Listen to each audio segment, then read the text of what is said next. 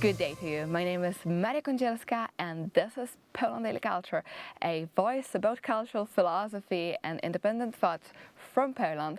And we are connecting with Washington, D.C., where is Dr. Murray Bassad. Again, thank you very much for calling us. Thank you for having me. And when I know that you are an orchestra man because you're doing so many other things, and you've been doing a lot of things yourself, including working at the Common Sense Society, which we discussed previously. But since you are a doctor and academic yourself, could you tell us about your academic interests? Yeah, my interests throughout my career have been, rather diverse. Everything from political philosophy to national security, intelligence studies, and counterterrorism. A lot of that latter work, had to do with understanding contemporary political ideologies. So fascism, communism, socialism, Marxism, and Salafi jihadism. But ultimately, probably the most significant and important thinker that I work on is Friedrich Nietzsche.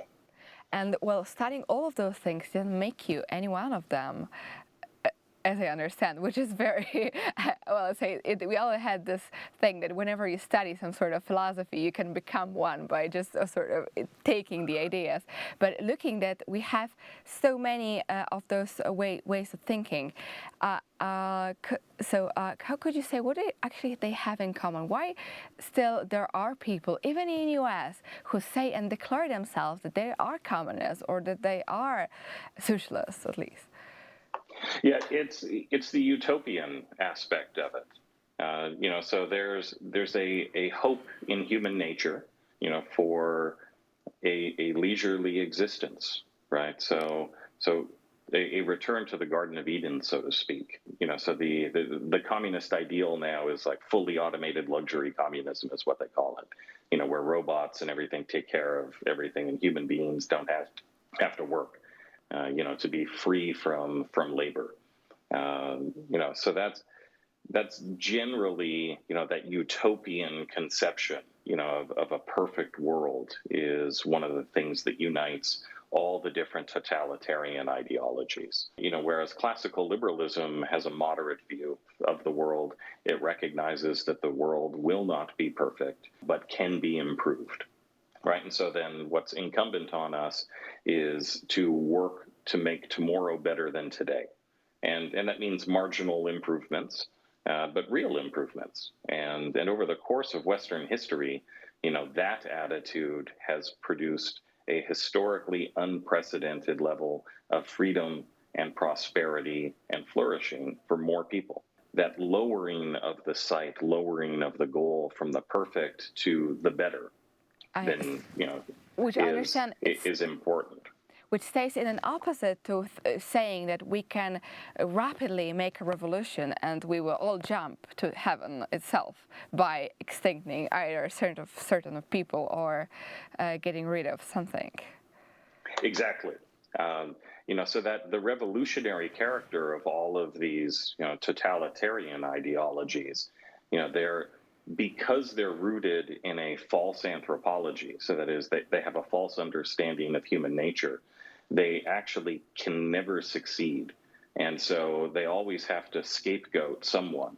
And so there's always one more, group that needs to go for the project to be finally successful.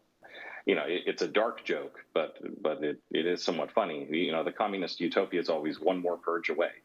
And so this is why these revolutions inevitably end up consuming their own. We saw that, with the Jacobins in revolutionary France. Of course, that's what happens in the Soviet Union. That is what happens, still in China. There's always someone to blame, someone who's sabotaging the effort. And there's never a moment taken to really consider whether or not it might be the theory, it might be the philosophy. So that's why I get annoyed with many Westerners, conservatives, when they say something like communism is great in theory but bad in practice. It's bad in practice because it's terrible in theory. It's false.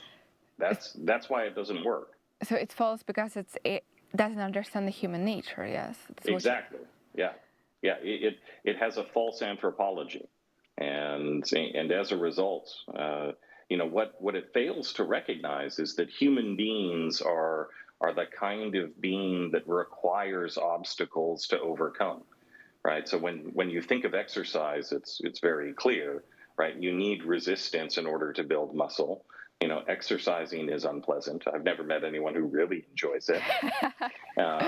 But people do it because of what it provides. Education's the same way, right? I mean, this is why I'm so concerned with the development of safe spaces and trigger warnings and all these other things. Education is supposed to be uncomfortable. It's supposed to be psychologically uncomfortable. If it's not uncomfortable, you're actually not learning anything. You're not becoming more capable, in rational thought, in the knowledge that you have, and so it's actually not benefiting you at all, right? So in our mind and in our body, we need things to overcome in order to be better, and that's one of the insights of the classical liberal political philosophy. That's one of the insights of Christianity, actually. That we need to work in order to be better. Well, and so through that work, we become better. That's a very uncommon, let's say, way of thinking right now, especially around young people who would like to give up work, and most of them, they're already thinking about their pensions.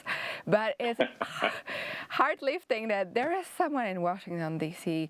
thinking in this way, and at least some taking care of the rest of the world, that it will, that there will be platform of free thought and a free way of thinking. So, well, thank you for doing all of this work and sharing this with us here. And I encourage to read all of you, to encourage you to take and read those scholars, along them Dr. Marie Bassett and the classical liberals, which are very much up to date even right now. And again, thank you for watching our show.